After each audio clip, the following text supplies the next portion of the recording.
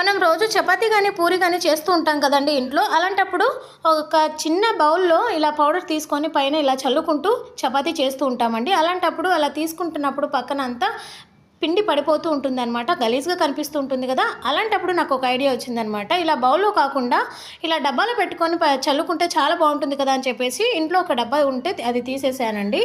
తీసేసి ఒక చాకు తీసుకొని చాకు ఇలా హీట్ చేసుకొని హోల్స్ లాగా పెట్టేసుకున్నామంటే సరిపోతుంది. ఒక 5 or 6 హోల్స్ పెట్టేశానండి నేను.